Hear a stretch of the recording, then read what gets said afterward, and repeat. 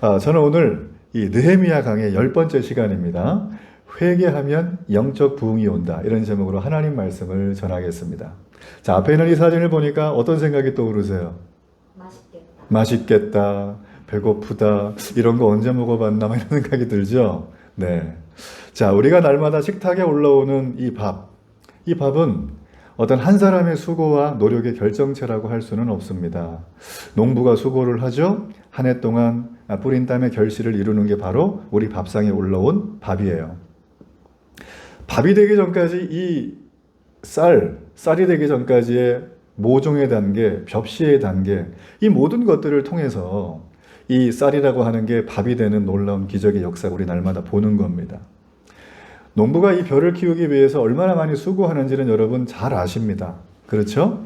이 농부가 이 쌀이 되기 위해서 벽실을 심고 모종을 길러내고 논에 심고 잡초를 솎아내고 새들을 쫓아내고 자 이걸 다 거둔 다음에 타작을 하죠. 그리고 정리를 합니다. 그리고 우리가 이거를 밥상에서 만나게 되는 거예요. 이 쌀의 모든 어떤 결과물은 아마 농부의 수고와 노력이 듬뿍 담겨져 있을 거예요. 여러분 그렇지만 100% 농부의 공로로만 이 쌀이 우리에게 올라온 것은 아니라는 것입니다. 아무리 열심히 일을 한다고 해도요, 심한 가뭄이 들거나 태풍이 몰아쳐가지고 싹 지나가 버리면 농부가 한 해 동안 수고했던 그 모든 것들은 물거품에 지나지 않게 되는 거예요. 적절한 온도, 굉장히 좋은 기후, 그리고 햇빛, 선선한 바람, 농부의 결실이 플러스해서 나온 게 뭐냐면 바로 이 쌀이라고 하는 거죠. 이 밥이라고 하는 거죠. 사람들은 이렇게 해서 그렇구나라고 얘기를 하지만 우리는 기독교인입니다. 우리는 하나님을 믿는 사람이죠. 하나님을 믿는 사람들은 이 모든 손길 속에 농부와 함께 하나님이 돌봐주셨다. 하나님이 모든 걸 하셨다. 신실하신 하나님이 이 모든 걸 이끌어 가셨다고 고백하는 게 은혜라는 표현으로 씁니다. 하나님은 불치병에 걸려있는 사람의 병도 기적적으로 고치시는 분이시고 농부의 손길을 통해서 하나님은 이 놀라운 식재료를 우리에게 만들어 줄 수 있는 분이시기도 하시면서 하나님은 내가 수고한 만큼 인생의 대가를 거둘 수 있도록 하시는 분이 하나님이신 거예요. 그래서 하나님은 죽은 자를 살리지만 내 인생에도 함께하는 하나님이십니다. 그래서 우리 반 여러분이 다 예배 끝나고 밖에 나가시다가 이렇게 하늘을 보세요. 파란 하늘을 보세요. 지나가는 풀을 보세요. 자라나는 예쁜 꽃을 보세요. 여러분 이 모든 걸 볼 때 우리는 창조주 하나님의 손길이 거기에 가득 담겨 있다고 여러분 바라보면 너무나 좋겠어요. 우리는 그런 눈을 가진 영적인 사람입니다. 요한복음 1장 1절 말씀에 보면 여기에 대한 말씀의 설명이 잘 되어 있습니다. 제가 한번 읽어볼게요. 태초에 말씀이 계시니라. 이 말씀이 하나님과 함께 계셨으니 이 말씀은 곧 하나님이시니라. 하나님께서는 말씀을 통해서 자신을 나타내 보여주셨어요. 우리가 말씀을 그래서 깨닫게 되면 하나님을 알게 되고 나 자신을 알게 됩니다. 내가 무엇을 해야 될까? 내가 어디로 가야 될까? 내가 어떤 선택을 해야 될까? 요즘 청년들 날마다 이거 고민하죠? 요즘 중년들도 이거 날마다 고민합니다. 은퇴하신 분들도 날마다 이거 고민해요. 난 도대체 어디 가서 뭐 해먹고 살아야 되는가? 그러니 성경은 말합니다. 말씀이 우리에게 들어오면 이 모든 것의 선택을 하나님과 함께 할 수 있다는 거예요. 아니 하나님이 하도록 이끌어 가신다는 거죠. 그래서 이 말씀은 우리에게 축복이고 하나님이 함께 한다라고 하는 증거라고 성경은 말해주고 있어요. 자, 그런데 인류의 첫 번째 타락은 바로 이 좋은 하나님의 말씀을 왜곡하는 것부터 시작이 되었어요. 우리가 잘 알고 있는 이 지구의 최초의 부동산이 있습니다. 그게 어딜까요? 에덴 동산입니다. 이 에덴 동산의 뱀이 하와라고 하는 여자에게 나타나서 이렇게 질문을 합니다. 정말 하나님이 이 에덴 동산에 있는 모든 동산 나무의 열매를 실과 과실을 말하는 거예요. 이거를 먹지 말라고 했느냐? 라고 물어보니까 하와가 딱 들었는데 대답을 해야 되는데 순간적으로 임기응변을 해요. 하나님이 이 동산 나무에 있는 모든 실과 열매를 먹으라고 했는데 다만 동산 중앙에 가면 한 나무가 있는데 그거는 먹지 말라 그랬거든. 이걸 먹으면 이걸 만지면 내가 죽을지도 모른대 라고 얘기를 하는 거예요. 여러분 하와는 하나님이 한 말씀을 왜곡하고 있는 거예요. 왜 그런지는 여러분 성경 창세기를 보면 나옵니다. 하와는 자기는 좀 더 지혜롭고 싶었어요. 좀 더 능력 있는 삶을 살고 싶었어요. 자기가 꿈꾸는 것들 이루고 싶었어요. 남들에게 존중받고 사랑받고 인정받고 칭찬받고 싶은 삶을 살고 싶었어요. 그러니까 어떻게 합니까? 말씀이 거함에도 불구하고 그 말씀을 왜곡하는 게 지금 하와의 마음이에요. 그는 하나님이 아니라 마음의 욕망을 따라서 말씀을 왜곡하기 시작을 한 겁니다. 자, 그 결과로 인해서 이 땅의 모든 인류의 죄와 사망의 어두운 족쇄가 채워지게 되었던 거예요. 여러분, 사탄이 이 일을 주동했던 사람 존재입니다. 사탄이 옆에서 이 하와를 계속 유혹하는 거예요. 유혹은 여러분, 우리를 넘어뜨리려고 하는 겁니다. 우리를 성장시키는 게 절대 아니에요. 사탄의 유혹은 지금도 우리에게 있습니다. 어떻게 오나요? 하나님의 말씀을 따르지 말고, 말씀만 따르지 말고 그냥 적당히 세상에서 할 것도 해가면서, 네가 원하는 것도 해가면서 시간 날 때 교회 가, 시간 날 때 말씀 봐, 이렇게 사탄은 우리에게 얘기를 하고 있는 거예요. 세상에서 성공해야 하는 게 하나님이 기뻐하잖아.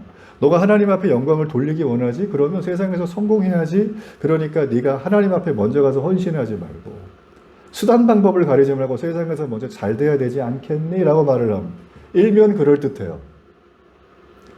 그리고 네가 학교에서 배웠던 교육 있지? 이성적인 교육, 합리적인 생각, 바른 판단, 과학적인 근거를 가지고 말씀을 읽다가 이게 아니면 찢어서 버려.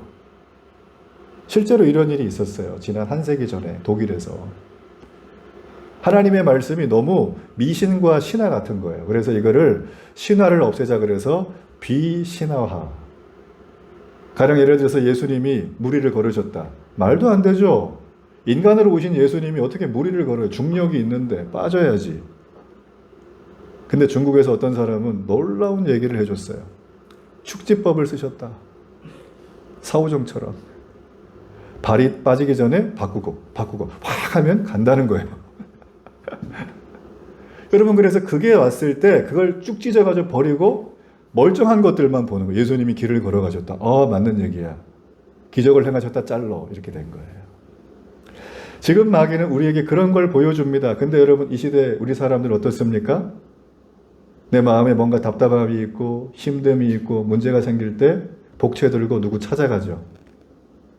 현실적이고 과학적인 게 안 되기 때문에 초월적인 어떤 거를 의지해 보려고 하는 마음이 사람에게 항상 있다라는 거예요.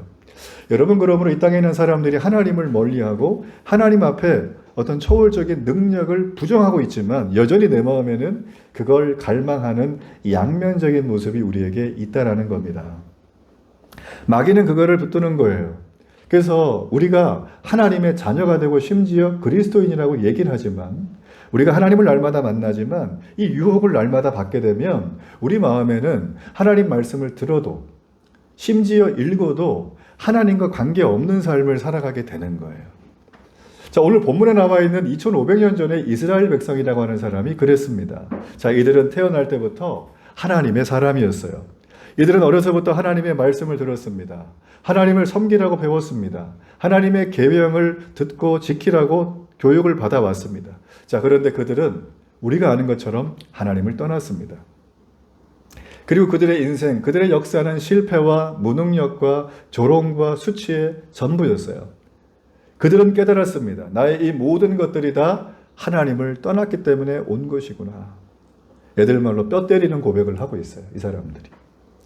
그래서 이래서 이 사람들은 무너져 있는 예루살렘 성벽을 전부 다 재건한 다음에 이들이 하나님 말씀 듣기를 갈망하고 있어요. 오늘 9장에서는. 이들에게 새해 첫날은 유대교의 달력으로 볼 때 7월 1일이에요. 자, 7월 1일은 나팔절이라고 하는 절기입니다. 이때는 무슨 날인가? 여러분, 이때는 하나님 말씀을 듣는 날이에요. 그래서 7월 1일이 딱 되자마자 이들은 에스라 목사님을 초빙해가지고 말씀 부흥 집회를 엽니다. 말씀을 듣는데 이들이 어떤 마음이 들었냐면 성경 보니까 슬퍼하며 울었다는 거예요. 그리고 내 마음을 뉘우쳤다는 거예요. 돌이키는 거죠? 말씀을 들으니까 마음속에 눈물이 생기고 나의 생각이, 나의 옛날 모습이 막 떠오르기 시작을 했던 거예요. 그런데 말씀을 보다 보니까 그동안 잊고 있었던 하나의 절기, 초막절이 눈에 보입니다. 이 초막절은 장막절이라고 하는데 여러분, 미국의 유대인들은 지금도 이 장막절을 지켜요. 이 장막절이 무슨 얘기냐면 여러분 이때가 7월 15일부터 21일까지 우리로 말하면 그냥 나뭇가지 주워다가 대충 텐트 만들어 놓고 그냥 뭐 바람만 막는 거죠. 거기서 누워서 자면서 일주일 동안 하나님 말씀을 듣고 말씀 앞에 머무는 시간이에요. 자, 그리고 8일째가 되면 7월 22일입니다. 이때 대성회로 모여요. 요즘 말로 하면 말씀 부흥회. 말씀 부흥회로 모여서 이 사람들이 또 하나님 말씀 앞에 하루를 온전히 드립니다. 자, 보세요, 여러분. 이 사람은 새해 첫날 거의 대부분의 시간을 하나님의 말씀을 듣는데 시간을 보내요. 그 말씀을 듣는데. 자, 그렇게 그들은 말씀 앞에 굉장히 말씀을 듣고 싶어서 아주 미칠 지경이었던 거예요. 그런데 이들이 하나님 말씀을 듣다 보니까 이 말씀이 지적하는 죄들이 다 자기에게 하는 얘기인 거예요. 말씀을 보다 보니까 그 말씀이 자기를 지적하고 있고 그것 때문에 내가 스스로 고발을 당할 지경까지 가게 된 거예요. 이들은 초막절의 절기가 끝났습니다. 부흥회도 끝났어요. 집으로 돌아가야 되는데 돌아가고 싶은 마음이 전혀 없는 거예요. 그들은 그래서 다시 모입니다. 자, 그게 여러분 바로 1절의 말씀이에요. 자, 1절의 말씀 함께 한번 읽어볼까요? 그달 29날에 이스라엘 자손이 다 모여 금식하며 굵은 베옷을 입고 티끌을 무릅쓰며. 자, 한글 성경은 이렇게 되어져 있지만 맨 뒤에 보면 티끌을 무릅썼다. 모인 다음에 티끌을 쓴 것처럼 보이죠. 그러나 원어 성경에 보면 그들이 모이기 전에 이미 티끌을 뒤집어 쓴 채로 모입니다.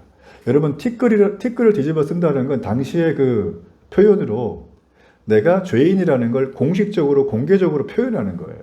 수갑 차고 다니는 거랑 똑같아요. 죄수번호 달고. 이걸 맨정신에 할 수 있습니까? 지금 그들이 모이기 전에 이미 자기는 죄수입니다. 나는 죄인이라고 그렇게 하고 지금 모인 겁니다. 저는 가만히 생각해 봤어요. 도대체 이들은 왜 말씀 부흥 집회를 거의 한 달 내내 하고 날마다 말씀 듣고 회개까지 하고 다 하나님 앞에 와서 내가 살아보겠다고 결심했는데 왜 굳이 이것까지를 하고 있는가? 저는 생각해 봤어요.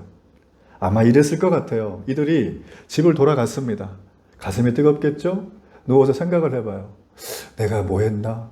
하나님 말씀이 어땠을까? 무슨 말씀이 내게 왔을까? 말씀을 되새겨보는 작업을 한 겁니다. 그런데 말씀을 되새겨보고 계속 해보다 보니까 내가 정말 심각한 구제불능의 국가대표급 죄인이라는 게 떠오르기 시작을 하는 거예요.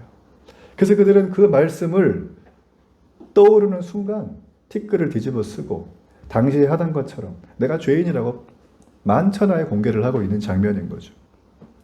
여러분, 이스라엘 자손들이 이렇게 하나님 말씀을 들었을 때 그 말씀을 듣고 지나가지 않고 말씀을 되새기고 생각을 할 때 그들의 삶에 영적 대회개가 임했어요. 그들의 삶이 완전히 달라지기 시작을 했다는 것입니다.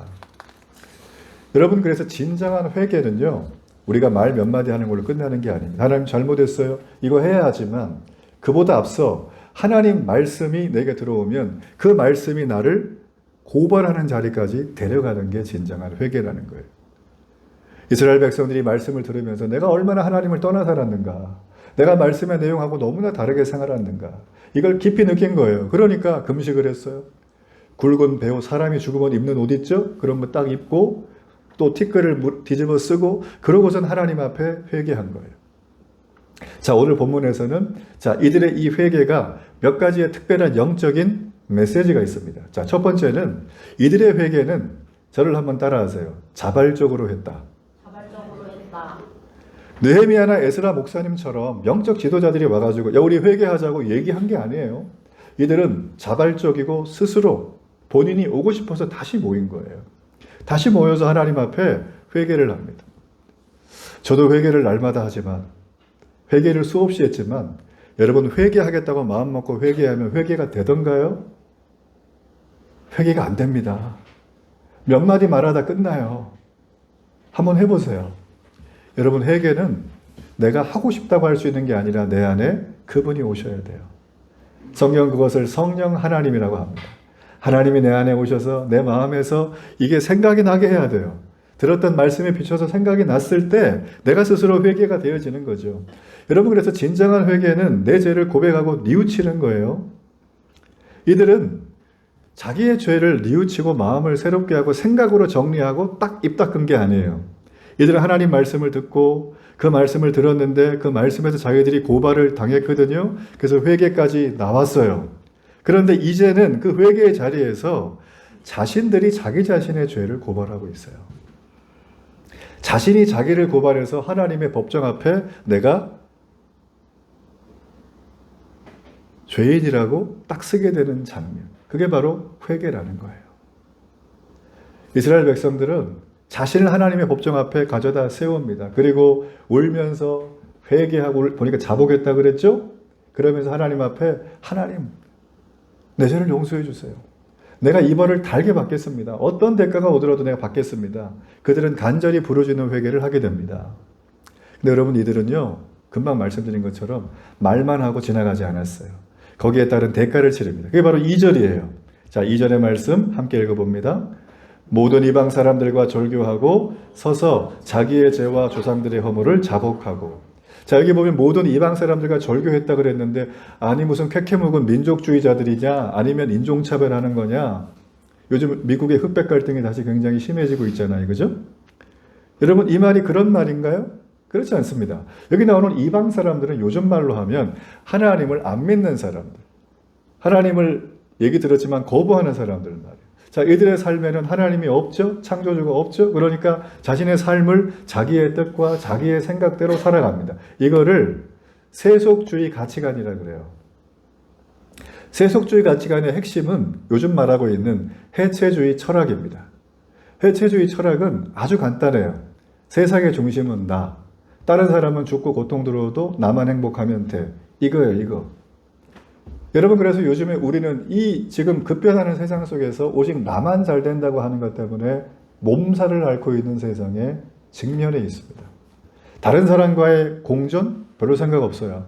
그냥 나만 잘 되면 돼요. 지금 여기 있는 사람들, 이방 사람들이 바로 그런 가치관에 젖어 있는 사람들이었습니다.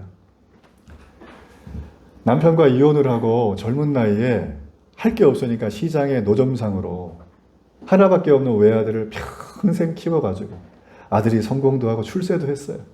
근데 이 할머니가 돌아가시기 전에 자기 유언을 하겠다고 어떤 인터뷰를 했어요. 그래서 아들에게 하는 유언이에요. 잘 들어보세요. 이 할머니가 어떻게 하셨냐면 아들아 내가 살아보니까 힘이 있어야 세상에 꿀리지 않고 당당하게 살 수 있더라. 힘은 누가 주는 거냐면 돈이 주더라고.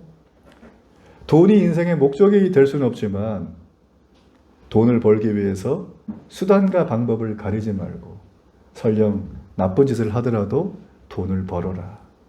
이게 할머니 유언이에요. 여러분 어떻게 생각을 하십니까? 우리 교회 밖에 나가면 맨날 이런 얘기 듣죠? 허구한 날 듣죠? 스마트폰으로 듣죠? 친구한테 듣죠? 제 친구가 이제 좀 좋은 대학을 나왔어요.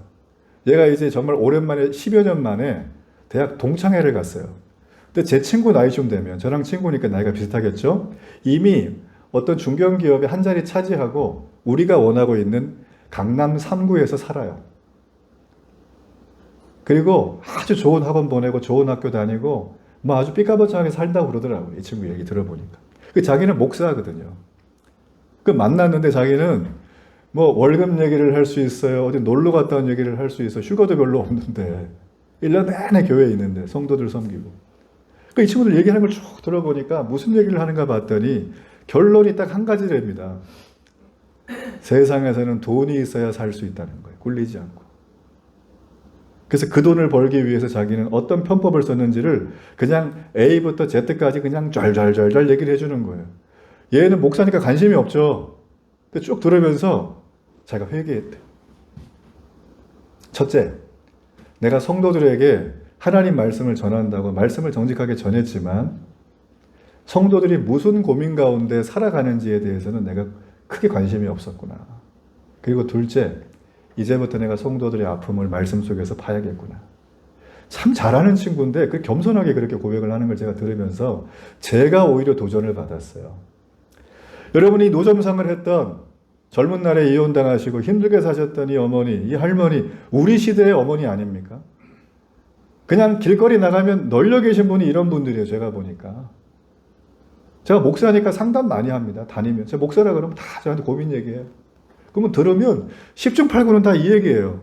누가 나를 배신했다. 누가 나를 상처를 줬다. 내가 사랑했는데 내가 믿었는데 나를 이렇게 대하더라. 난 그래 세상 살기 싫어서 술에 쩔었고 뭐에 쩔었고 지금은 마지못해 산다. 이런 얘기 해요 저한테. 그러면 옛날의 제 모습이 떠올라. 옛날의 제 모습. 저 예수님 믿기 전에 저는 날 때부터 예수님 믿은 사람이 아니거든요. 그래서 들으면 그렇게 마음이 제가 아파요. 공감이 되고. 자, 여러분 지금 여기 보게 되어지면 모든 이방 사람들이 바로 그런 사람들입니다. 짠하기도 한 이방 사람들. 이해도 충분히 가요. 그렇지만 절교했다라는 거예요. 제가 예전에 이런 얘기를 한번 했더니만 아니 예수님 믿는 사람들이 세상 사람하고 교제 안 하고 절교하면 아니, 그들은 누가 전도하냐고. 말 되죠? 누가 전도합니까? 하나님이 그냥 갑자기 하나요? 그럴 수도 있겠죠. 전도를 우리를 통해서 한다고 성경 분명히 말을 하고 있거든요. 그러니까 야 이게 문제가 되네? 저도 생각을 해봤어요. 여러분 그런데 이 말은 전도하지 말라는 말이 아닙니다. 여러분 지금 여기 이 문맥을 보셔야 돼요. 성경. 이 성경 본문에서 흐르고 있는 문맥의 핵심적인 내용은 이제 이들은 지난 수백 년 동안 죄악으로 살다가 이제 죄를 버렸어요. 그죠? 그리고 이제 하나님 앞에 어린 신앙, 아기 같은 신앙으로 회복된 사람들이에요. 자, 그런데 여전히 세상 사람하고 교제하고 그들이 하던 대로 살아가면 이제 막 생겼던 어린 신앙이 무너져 내리기 때문입니다. 이걸 방지하기 위해서 그들은 결단한 거예요. 시편 말씀에 보면 복 있는 자들은 죄인의 길에 서지 않는다고 합니다. 왜 죄인의 길에 복 있는 자가 서면 안 될까요? 하나님이 주신 거룩을 잃어버리기 때문입니다. 우리의 영적인 실력은 내가 성경을 100장 보는 게 중요한 게 아니라 하나님의 거룩이 있느냐 없느냐의 차이예요. 하나님은 거룩하신 분이에요. 하나님이 계신다는 건 내가 거룩해진 겁니다. 거룩은 관계를 통해서 흐릅니다. 죄도 관계를 통해서 들어옵니다. 하와를 넘어뜨린 뱀처럼. 그래서 관계를 통해서 오는 거기 때문에 우리가 이 영적인 부흥을 체험했다면 우리는 지금 하나님을 만나기 전에 내가 이게 나를 살려줄 하나님이야 라고 여겼던 것들 있죠. 그런 친구들, 그런 종류, 그런 대상, 그런 즐기던 것들을 원래 말씀에 보니까 어떻게 돼요? 손해가 보더라도 절교해야 될 줄로 믿습니다. 그게 거룩을 지키는 거예요. 우리가 이걸 끊어낼 때 우리는 더 큰 은혜의 세계로 들어가게 됩니다. 여러분 그러므로 우리가 영적 부흥을 체험하는 예수를 믿었으면 이왕지사 제대로 잘 믿어야 되잖아요. 그죠? 영적 부흥을 체험하는 첫 번째 길은 바로 내 죄를 자발적으로 회개하고 절규하는 거예요. 자, 두 번째로 영적 부흥은 어떻게 올까요? 자, 말씀과 기도 가운데 온다고 말을 해줍니다. 자, 우리 3절의 말씀. 자, 3절의 말씀 함께 읽어봅니다. 이날의 낮 4분의 1은 그 제자리에 서서 그들의 하나님 여호와 율법책을 낭독하고 낮 4분의 1은 죄를 자복하며 그들의 하나님 여호와께 경배하는데. 자, 보면 여기 보면 이 사람이 지금 아침 6시부터 9시까지 먼저 말씀을 들어요. 어떻게 해요? 서서. 자, 그런 다음에 이분들이 나머지 시간 또 3시간 동안은 이 들은 말씀을 가지고 그대로 말씀을 자기에 빗대어서 회개하는 기도를 드립니다. 자, 이들의 회개는 제가 감정적으로 내가 뭐 잘못하고 힘든 일이 있을 때 와가지고 막 푸념하듯이 했던 회개, 그게 아니라는 게 밝혀지죠. 3시간 말씀을 들었고 3시간 말씀을 따라 그대로 자기 죄를 회개하는 그 작업.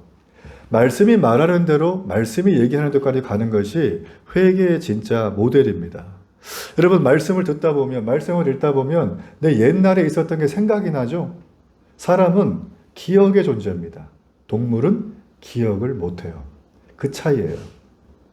그래서 우리가 기억을 하는 건 예전에 있었던 좋은 것도 있지만 내가 하나님 앞에 뭔가 제대로 하지 못했던 것들 기억이 나요. 그러면 우리는 그걸 붙들고 하나님 앞에 기도하는 거예요. 여러분 그러므로 우리의 회개는 말씀을 붙들고 해야 될 줄로 믿습니다.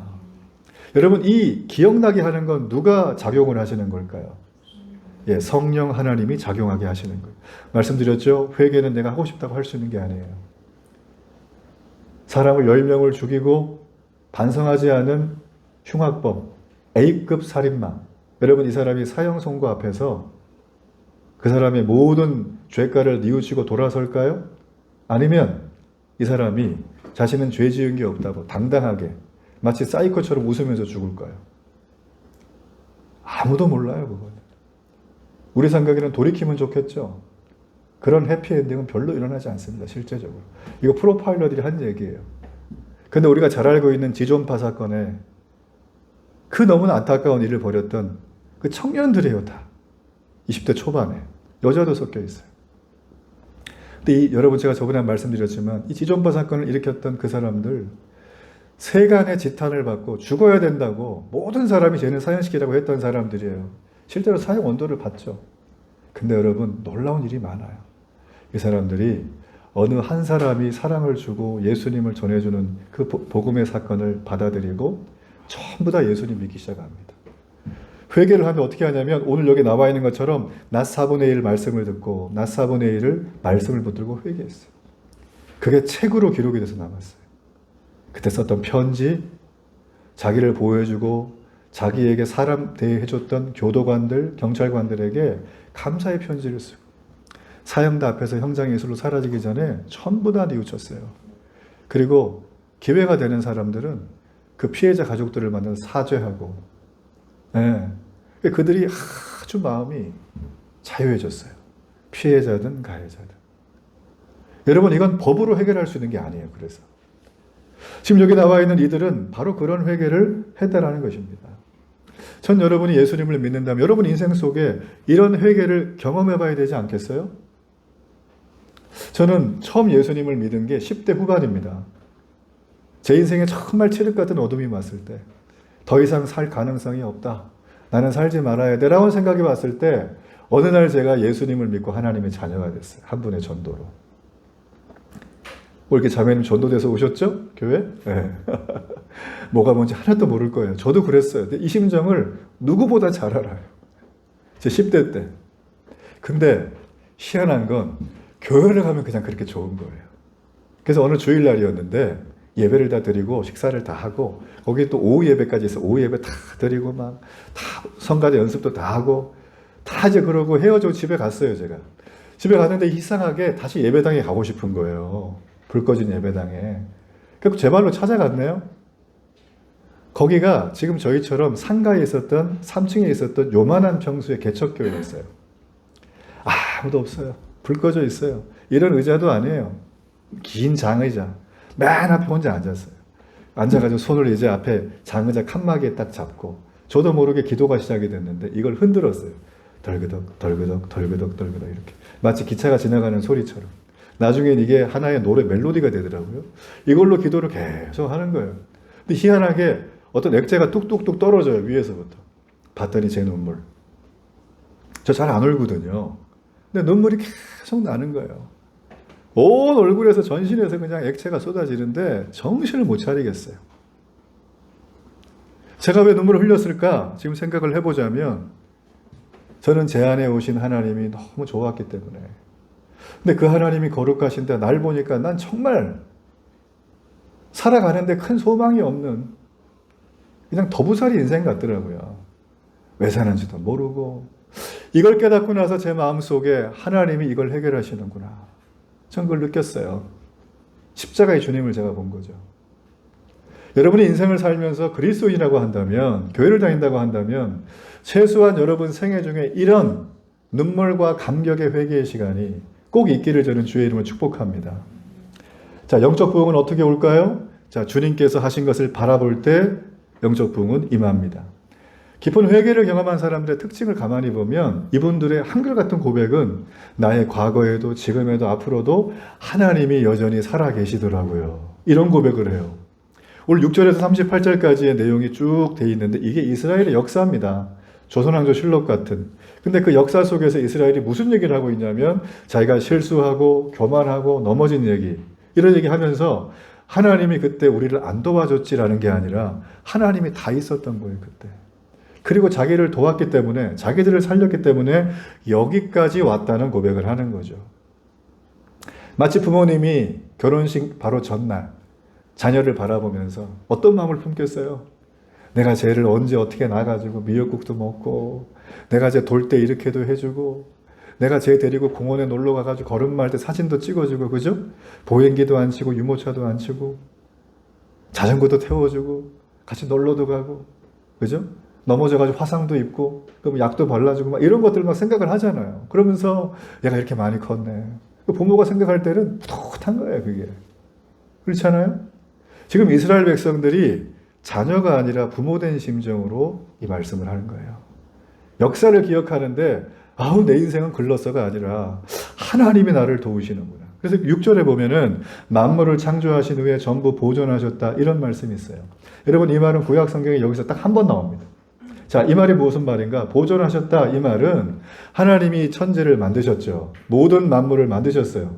말씀으로 창조하시고 그들에게 생명을 넣으시고 알아서 살아라고 말하지 않고 하나님이 지금까지 보존하면서 이끌어 오신 거예요. 나를 살리게 하신 하나님. 적극적으로 내가 삶이 유지되도록 도우신 하나님이라고 말해주고 있습니다. 그들은 이걸 깨달은 거예요. 어떻게 해요? 말씀 붙들고 기도하다 깨달았어요. 그러니까 이들의 마음속에 감격이 밀려오는 거예요. 여러분, 이 사실이 9장에 보면 51번이나 반복되는 어떤 단어에 극명하게 나옵니다. 그 단어가 뭐냐면 주께서라는 단어예요. 주께서 만드셨고, 주께서 아브라함을 부르셨고, 주께서 이스라엘을 세우셨고, 주께서 이집트 노예에서 우리를 건져주셨고, 주님이 내가 인생에 부도가 났을 때 세우셨고, 인생의 질병에 맞을 때 나를 건지셨고, 죽음의 문턱에서 나를 살리셔 지금까지 오게 하셨다고 주님이 하셨다는 걸 지금 고백을 하고 있는 거예요. 그러니 그들의 마음속에 회개의 마음이 안 생기겠어요? 이제까지 내가 지혜롭고 잘하고 기회가 좋아서 운이 좋아가지고 성공했다고 생각했던 이들이 이걸 까그리 버린 거예요. 우리들은 어떻습니까? 우리가 진짜 회개를 하게 되면 긴 말 필요 없어요. 나의 중심의 인생관에서 하나님 중심의 인생관으로 바뀝니다. 남의 말 듣고 날마다 그냥 기가 팔랑게 탁탁탁 하다가 이제는 하나님의 말씀을 듣고 내가 흔들리지 않은 인생을 살아가게 돼요. 여러분, 그러므로 세상에서의 가장 큰 싸움은 돈 버는 싸움이 아니라 잘 되는 싸움이 아니라 어떤 인생관을 가지고 사느냐의 싸움인 줄로 믿습니다. 이게 가치관이라는 거예요. 하나님의 가치관으로 살게 된다는 거예요. 세상의 법칙은 사랑해 줄 만한 사람만 선택해서 사랑해 줍니다. 너는 이쁘니까, 너는 젊으니까, 너는 귀여우니까, 너는 내 자녀니까 사랑해 줘요. 이 외의 법칙에 해당되는 사람들은 너는 모질이니까 별로야. 다 버리는 거예요.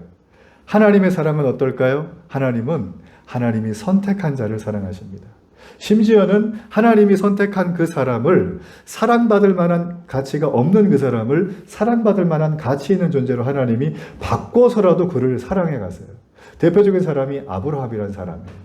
이 사람 볼 게 없었어요. 우상단지에 살던 사람이에요. 그런데 이 사람 하나님이 부르셔서 하나님이 사랑받을 만한 사람으로, 믿음의 사람으로, 존경받는 사람으로, 사랑받아 마땅한 사람으로 만드신 거예요. 그래서 이스라엘을 만드신 거예요. 그리고 영적인 이스라엘이 오늘 저와 여러분인 거예요. 이 하나님을 믿으십니까? 아브라함을 바꾸신 하나님이라면 여러분 개인, 우리 김지연 자매님이나 여기 계신 모든 분들, 상문 형제님한테 하나님을 오셔서 여러분을 사랑받을 만한 자로 만들어 가시는 거예요. 이걸 믿어야 되는 거예요. 저는 답답해요. 이걸 안 믿고 사시니까. 교회 다니시는데도 불구하고. 어느 날 미국의 유명한 RA 토레이 신부님, 벤 토레이라고 하는 유명한 신부님, 목사님이 계십니다. 이 목사님이 상담을 많이 하셨는데 그 책에 보면 이런 하나의 상담 내용이 있어요. 어떤 젊은 자매님이 찾아왔어요. 이 자매님은 신앙이 좋아요. 기독교 집안이에요. 찾아와서 목사님이 상담을 합니다. 목사님, 제가 요즘에 말씀도 많이 읽고 예배도 맨날 가고 기도도 많이 하고 봉사도 했는데 이상하게 하나님의 은혜가 실감이 나질 않아요. 심지어는 내가 구원받은 것도 헷갈려요. 저 어떻게 하면 좋아요? 라고 물어봤어요. 그랬더니 이 목사님이 자매님, 제가 한 가지 기도하는 방법을 알려드릴 테니까 이걸 가지고 일주일 동안 기도하라 그랬어요. 자, 그 내용이 뭐냐면 하나님 앞에 이렇게 기도하세요. 자매님, 하나님, 내 자신이 훤히 보이게 해주세요. 내가 주님 앞에 서 있는 내 자신이 어떤 존재인지 잘 보게 해주세요. 그 자매님이 그거를 가지고 가서 일주일 내내 기도한 거예요. 하나님, 내 자신을 보여주세요. 주님이 함께하는 내 자신 도대체 어떤 모습인지 보여주세요. 근데 하나님 응답하셨어요. 내 자신을 보니까 자매님 마음에 어떤 게 있었냐면 추하고 거짓말하고 속이고 내 마음대로 살고 게으르고 인생 함부로 살고 조금 살다가 말고 이런 머리부터 발끝까지 죄인의 모습이 생각이 난 거예요. 보기 시작을 하는 거예요. 자매님 절망에 빠졌어요. 난 살아서 안 되겠구나. 그래 목사님 찾아갔어. 목사님, 전 더 이상 살기가 힘들어요. 제 모습 이거밖에 안 되더라고요. 저는 이제 더 이상 안 살 거예요. 저는 이제 안 살 거예요. 목사님이 당황하는 게 아니라 이미 다 알고 있다는 듯이 이런 한 가지의 대안을 하셨어요. 자매님, 이번 주에는 이것만 기도하세요. 말씀 붙들고. 뭐예요, 목사님? 내가 주님 앞에 나갔을 때 주님이 내게 허락하신 십자가, 우리 예수님이 주신 십자가가 어떤 모습인지를 보여달라고 기도하세요. 자매님 그대로 기도했습니다. 그런데 하나님 보여주셨어요. 그 주님의 십자가를 보는데 이 자매님이 무릎을 꿇었어요. 손을 모읍니다. 하나님 앞에 기도하기 시작을 해요. 주님이 지신 십자가는 무엇이냐면 그 십자가를 지신 주님 위에 자기가 올라타 있는 거예요. 주님은 그 자매님의 죄를 전부 가지고 하나님의 부름을 받고 이 땅에 인간의 몸을 입고 오셨어요. 예수란 이름으로. 그리고 그 십자가에서 돌아가셨어요. 고통당하면서. 이유는 그 자매님의 모든 죄를 머리에 쓰시고 죽은 거예요. 자매는 이걸 보고 나서 뒤로 나자빠진 거예요. 그렇구나. 십자가가 지금까지는 그냥 십자가인가 보다 라고 생각을 했는데 이제부터는 그게 아니었던 거예요. 나를 위해 죽으신 십자가, 나를 살리신 십자가, 나를 감격해 하는 그 십자가. 이 자매님은 그 십자가 앞에서 완전히 새로운 사람이 되었습니다. 여러분 그렇습니다. 말씀 그 자체이신 그리스도 예수님을 만날 때 그분이 나의 구원의 유일한 분임을 내가 인정하게 된다면, 고백하게 된다면, 그분을 내 삶의 주인으로 받아들인다면 내가 구원받았다는 이 영광스러운 사실이 체험되기 시작을 합니다. 여러분 그러므로 교회 올 때 우리 모든 사람들은 하나님을 만나야 되는 간절한 기도 제목이 있어야 될 줄로 믿습니다. 하나님을 만나러 오는 거예요. 교회는. 다른 거 필요 없어요. 하나님을 만나야 됩니다. 하나님을 만나고 나면 이제 나의 삶이 나로 시작한 게 아니라는 게 깨달아집니다. 하나님으로부터 내가 시작이 됐구나. 내 인생 속에 나의 과거, 나의 현재, 나의 모든 미래도 하나님 안에 있었던 거예요. 나는 몰랐지만. 여러분 그래서 내 인생이 왜 이래? 나는 열심히 사는데 맨날 어려운 일만 있어. 난 살지 말아야 될까라고 하는 그런 답답한 마음의 가슴이 있잖아요. 그럴 때 하나님 앞에 그걸 그대로 가지고 나오세요. 그리고 과거에도 지금도 앞으로도 함께 하실 그 하나님 앞에 이걸 그냥 다 드리는 거예요. 하나님 앞에. 그러면 하나님이 어떻게 하시냐면 나의 과거부터 있었던 마음의 상처, 쓴뿌리, 외로움, 고독, 결핍, 정서적인 아픔, 우울증, 두려움, 공황장애 이 모든 것들을 하나님이 과거를 설명을 해주시는 거예요. 우리는 이 설명을 들어야 살아날 줄로 믿습니다. 하나님이 설명을 하시지 복채준다고 누가 설명해 주지 않아요. 잠언 28장 13절의 말씀에 보면 자기의 죄를 숨기는 자는 형통하지 못하나 죄를 자백하고 버리는 자는 불쌍히 여김을 받으리라 라고 되어 있어요. 20세기 영국에서 복음 설교를 가장 잘하셨던 존경받는 마틴 로이드 존스 목사님이 부흥이라고 하는 자신의 책에 참된 회개에 대해서 이렇게 기록을 했습니다. 여러분 주보 칼럼에도 있으니까 나중에 읽어보시기 바라요. 회개는 단순히 잠깐 지나가는 감정적인 후회가 아닙니다. 너무도 그 깊이가 심오해서 사람의 의지에까지 영향을 주는 것입니다.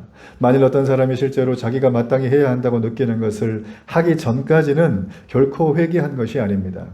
회개란 우리의 죄악성을 심오하게 인식하고서 하나님 보시기에 기뻐하실 만한 것을 우리의 힘의 한도 내에서 최선을 다해 행하고 싶은 열망을 가지는 것을 말합니다. 그것은 죄를 버리는 것이고 하나님의 계명을 행하는 것입니다. 회개의 절정은 자신들을 새로운 헌신, 새로운 충성심으로 하나님 앞에 드리는 것입니다. 말이 좀 어려울 수 있지만 오늘 우리에게도 이 로이 존스 목사님의 참된 회개의 마음이 필요하지 않습니까? 우리가 하나님 앞에 회개할 때 많은 눈물 흘리면서 통회하고 잡아갈 수 있어요. 그러나 그걸로 끝나서는 안 됩니다. 그보다 훨씬 더 중요한 것은 우리의 삶 속에 하나님과의 바른 관계를 방해하는 요소가 뭘까? 이방인과 절교해야 될 게 뭘까? 그걸 파악하고 그걸 제거하는 거예요. 그리고 나서 하나님이 기뻐하는 거 있죠? 고민 안 하고 하는 겁니다. 주일날 됐어요. 예배드리러 가는 거예요. 그렇죠? 원데이 산상기도회 합니다. 고민 안 하고 오는 거예요. 아침 예배 시간이 됩니다. 예배를 드리는 거예요, 같이. 말씀을 읽는 겁니다. 그리고 직장에 나가서 정직하게 비즈니스를 하는 거예요.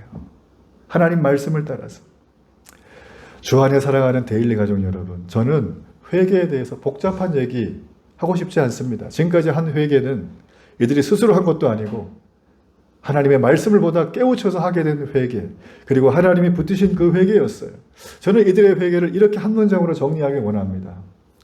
나는 하나님을 버렸는데 하나님은 끝까지 나를 버리지 않으셨다. 감격 아닙니까? 세상은 내 조건이 부합하지 않으면 이혼해. 갈라서 이거 너무 쉽게 얘기하는 거예요. 쟤는 쓸모없으니까 해고야. 세상은 그럽니다. 그러나 하나님은 내가 쓸모가 없어도 절대 버리지 않아요. 애초부터 하나님은 상처받기로 작정하고 우리를 사랑하신 분이에요. 그게 바로 십자가입니다. 전 여러분이 이 십자가를 꼭 경험하는 이 한 주간의 은혜가 되기를 간절히 축복합니다.